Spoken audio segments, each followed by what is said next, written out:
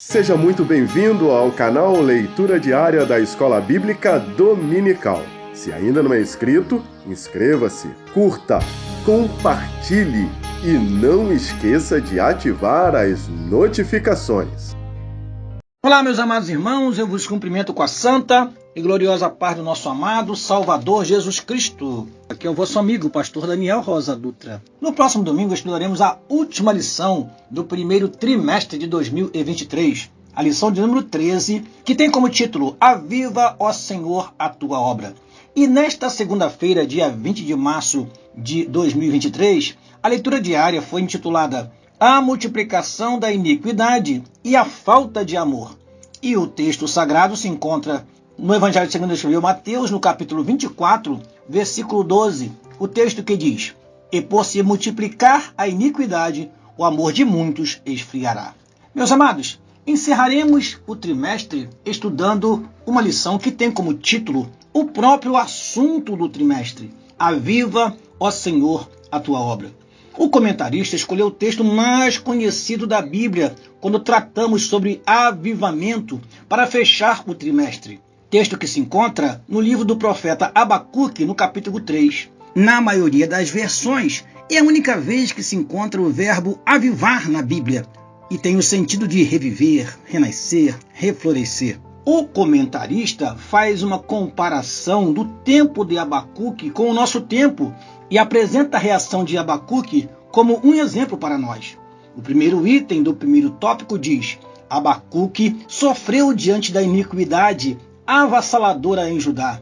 O profeta clamou a Deus, indagando-lhe o porquê de não haver resposta ao seu clamor diante da violência, da iniquidade, da destruição, da contenda e do litígio que via diante de seus olhos. Apesar de, no início do diálogo com Deus, ele não entender a forma de Deus agir, no final do seu relato, vemos que ele entende que deveria descansar, confiar e louvar ao Senhor, pois os caldeus que os afligiriam também seriam castigados no tempo certo.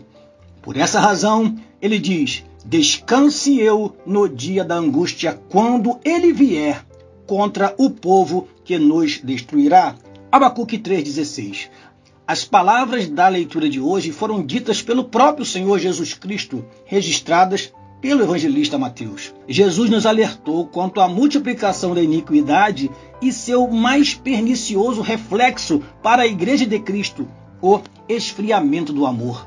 Não é novidade para nenhum de nós que o quadro atual do nosso Estado e da nossa nação se assemelha, ou quem sabe mostra-se pior do que o quadro moral dos habitantes de Judá.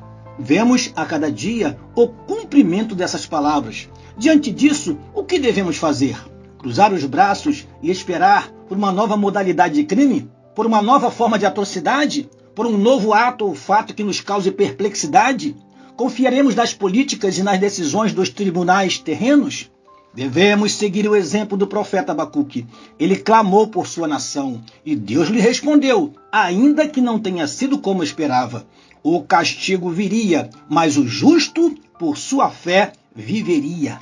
Sabemos que o mesmo acontecerá brevemente sobre a terra. O juízo divino virá, mas os que têm a sua fé depositada no Senhor viverão, não mais nesta terra, mas nas mansões celestiais.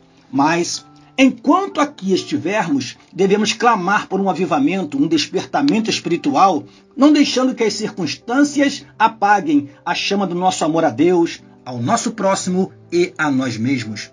Precisamos ser atalaias de Cristo, impedindo o avanço da promiscuidade, do pecado e da crescente iniquidade no arraial dos santos, o que infelizmente tem acontecido em muitas igrejas. Muitas igrejas que surgiram na atualidade não se importam mais com o pecado.